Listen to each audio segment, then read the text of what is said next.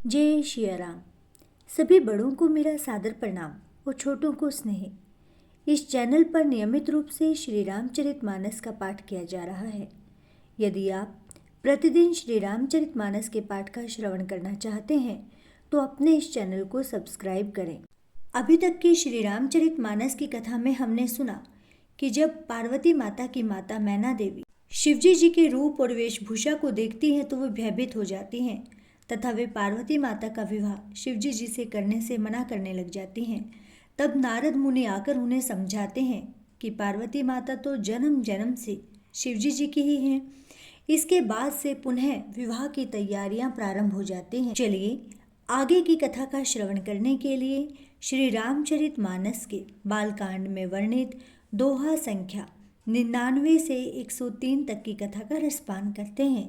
मंगल भवन अमंगल हारी, द्रवहु सुदशरथ अजिर बिहारी। बहुरी मुनि नह हिमवंत कहूँ, लगन सुनाई आई। समय बिलो की विवाह कर, पठे देव बोलाई। श्यावर रामचंद्र की जय, पवन सुत हनुमान की जय, हरे हरे महादेव की जय। अर्थात फिर मुनियों ने लौटकर हिमवान को लगन पत्रिका सुनाई और विवाह का समय देखकर देवताओं को बुला भेजा। बोली सकल सुर सादर लिनहि, सब ही अजथोचित आसन दिनहि। वेदी वेद विधान संवारी, सुभग सुमंगल गावहि नारी। अर्थात सब देवताओं को आदर सहित बुलवा लिया और सबको यथा योग्य आसन दिए। वेद की रीति से वेदी सजाई गई और स्त्रियां सुंदर श्रेष्ठ मंगल गीत गाने लगी। सिंहासनु अति दिव्य सुहावा, जाइन बरनि बिरंचि बनावा। बैठे शिव विप्रन सिरुनाई, हृदय सुमिरि निज प्रभु रघुराई। अर्थात वेदिका पर एक अत्यंत सुंदर दिव्य सिंहासन था जिसकी सुंदरता का वर्णन नहीं किया जा सकता क्योंकि वह स्वयं ब्रह्मा जी का बनाया हुआ था। ब्राह्मणों को सिर नवाकर और हृदय में अपने स्वामी श्री रघुनाथ जी का स्मरण करके शिवजी जी उस सिंहासन पर बैठ गए। बहुरी मुनि सन्ह उमा बुलाई, करी सिंगारु सखी ले आई। देखत रूप सकल सुर मोहे, बरन छवि अस जग कभी कोहे। अर्थात फिर मुनीश्वरों ने पार्वती जी को बुलाया। सखियां श्रृंगार करके उन्हें ले आई। पार्वती जी के रूप को देखते ही सब देवता मोहित हो गए। संसार में ऐसा कवि कौन है जो उस सुंदरता का वर्णन कर सके। जगदम्बिका जानी भव भामा, सुर न मन ही मन किन्हे प्रणामा। सुंदरता मर जाद भवानी, जाई न कोटि हूँ बदन बखानी। अर्थात पार्वती जी को जगदम्बा और शिवजी की पत्नी समझकर देवताओं ने मन ही मन प्रणाम किया। भवानी जी सुंदरता की सीमा है, करोड़ों मुखों से भी उनकी शोभा नहीं कही जा सकती है। कोटि हूँ बदन नहीं बने बरनत, जग जननी शोभा महा। सकुचहि कहत श्रुति शेष सारद, मंदमति तुलसी कहा। छवि खानी मातु भवानी गवनी, मध्य मंडप शिव जहाँ। अवलोकी सकहि न सकुच पति पद, कमल मनु मधु करु तहाँ। अर्थात जग जननी पार्वती जी की महान शोभा का वर्णन करोड़ों मुखों से भी करते नहीं बनता। वेद, शेष जी और सरस्वती जी तक उसे कहते हुए सकुचा जाते हैं, तो तब मंद बुद्धि तुलसी किस गिनती में है। सुंदरता और शोभा की खान माता भवानी मंडप के बीच में जहाँ शिवजी थे वहाँ गई।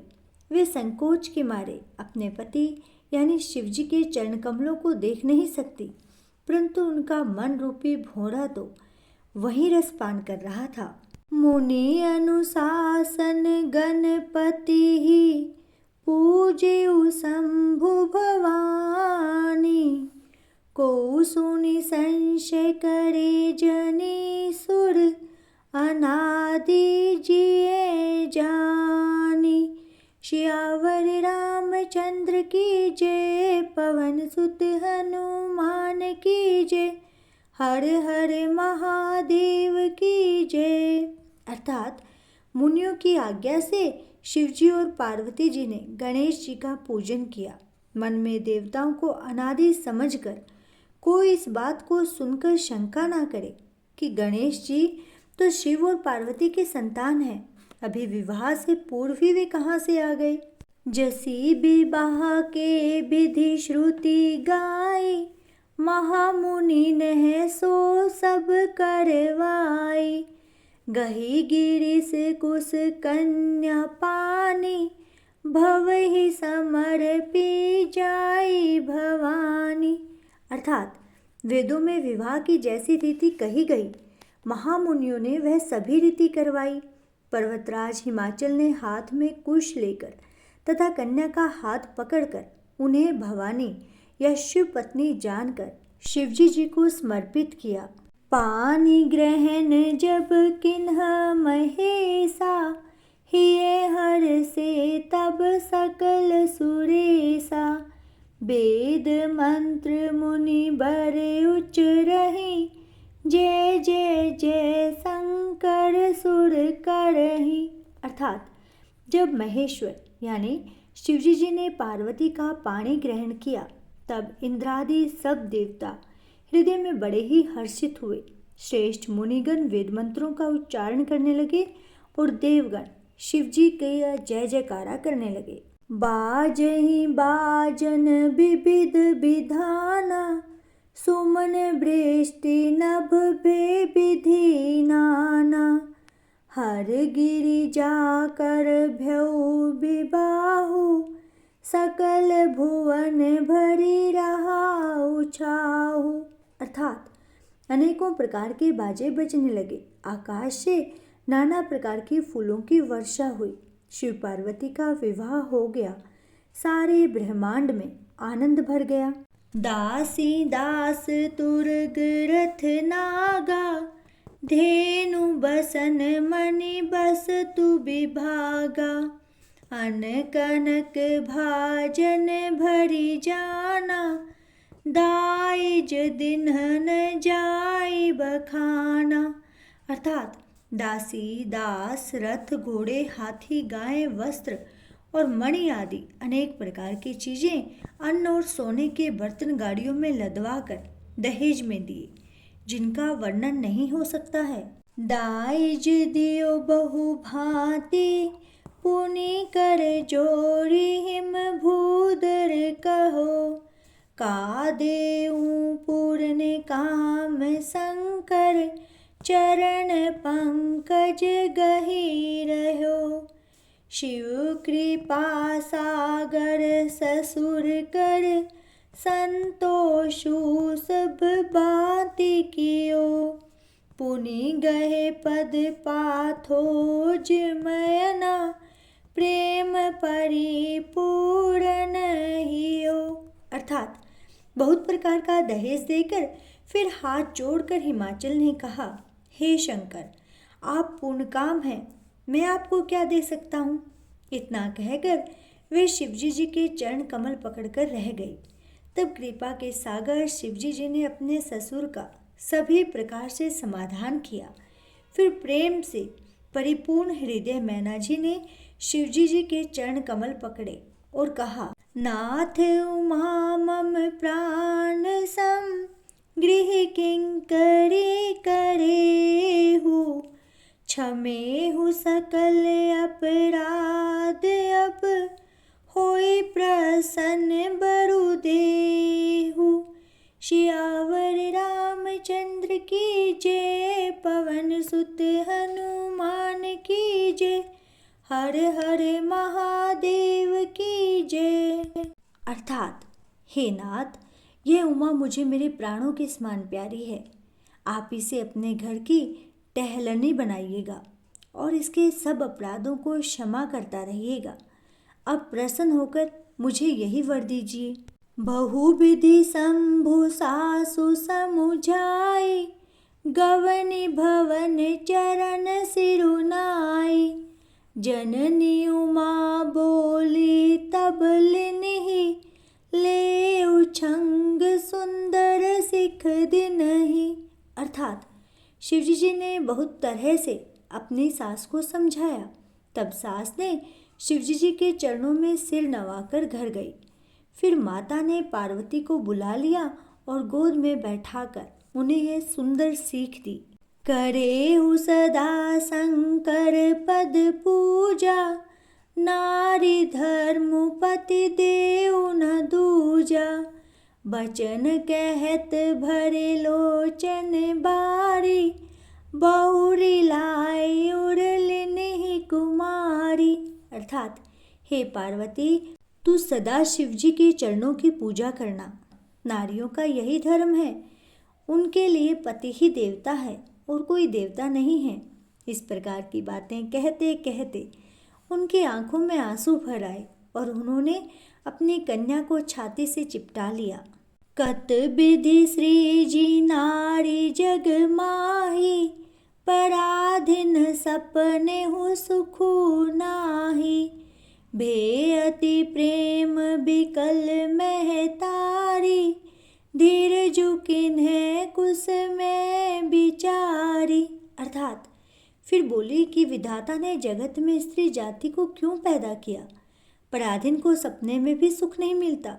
यूँ कहती हुई माता प्रेम में अत्यंत विकल हो गई, परंतु कुछ में जानकर दुख करने का अवसर न समझकर उन्होंने धीरज धरा।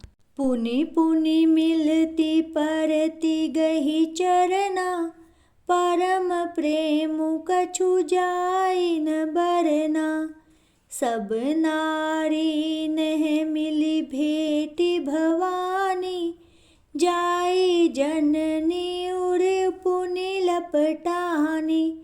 अर्थात, मैना बार बार मिलती है और पार्वती के चरणों को पकड़कर उन पर गिर पड़ती है। बड़ा ही प्रेम है, कुछ वर्णन नहीं किया जा सकता।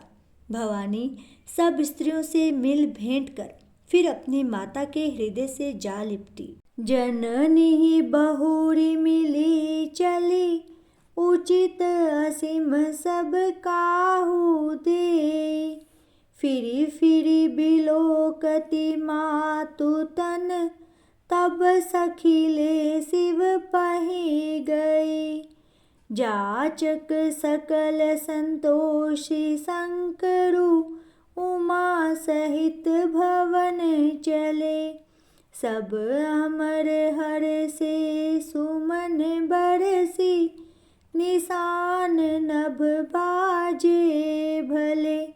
अर्थात, पार्वती जी माता से फिर मिलकर चली। सब किन्हीं ने उन्हें योग्य आशीर्वाद दिए। पार्वती जी फिर कर माता की ओर देखती जाती थी। तब सखियां उन्हें शिवजी जी के पास ले गई। महादेव जी सब याचकों को संतुष्ट कर पार्वती जी के साथ अपने घर कैलाश को चले। सब देवता प्रसन्न होकर फूलों की वर्षा करने लगे और आकाश में सुंदर नगाड़े बजने लगे। चले संग हिमवंतु तब, पहुँचावन अति हेतु, विविध भांति परितोषु करी, विदा किन्हे वृष केतु। सियावर रामचंद्र की जय, पवन सुत हनुमान की जय, हर हर महादेव की जय। अर्थात, तब हिमवान अत्यंत प्रेम से शिवजी जी को पहुंचाने के लिए साथ चले। वृषकेतु यानी शिवजी जी ने बहुत तरह से उन्हें संतोष कराकर विदा किया। तुरत भवन आए गिरिराई, सकल सैल सर लिए बुलाई। आदर दान विनय बहुमाना, सब कर विदा किन्हें हिमवाना। अर्थात पर्वतराज हिमाचल तुरंत घर आए और उन्होंने सब पर्वतों और सरोवरों को बुलवाया। हिमवान ने आदर दान विनय और बहुत सम्मान पूर्वक सबकी विदाई की। जब ही शंभु कैलास ही आए, सुर सब निज निज लोक सिधाए। जगत मातु पितु शंभु भवानी, तेहि सिंगारु न कहूँ बखानी। अर्थात जब शिवजी जी कैलाश पर्वत पर पहुँचे तब सब देवता अपने अपने लोकों को चले गए। तुलसीदास जी कहते हैं कि पार्वती जी और शिवजी जी जगत के माता पिता हैं, इसलिए मैं उनके श्रृंगार का वर्णन नहीं करता।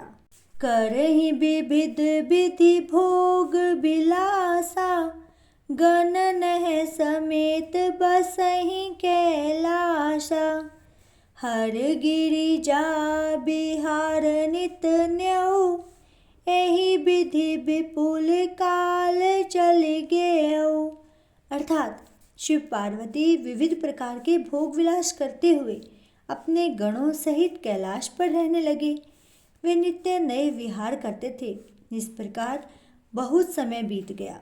तब जन्मे उषट बदन कुमारा, तारकु असुरु समर जेहि मारा। आगम निगम प्रसिद्ध पुराना, षण्मुख जन्मु सकल जग जाना। अर्थात तब 6 मुख वाले पुत्र स्वामी कार्तिक का जन्म हुआ, जिन्होंने बड़े होने पर युद्ध में तारकासुर को मारा। वेद शास्त्र और पुराणों में स्वामी कार्तिक के जन्म की कथा प्रसिद्ध है और सारा जगत उसे जानता है। जगु जान सन्मुख जन्मु, कर्मु प्रतापु पुरुषार्थु महा। तेहि हेतु में वृषकेतु सुत कर, चरित संक्षेपहि कहा।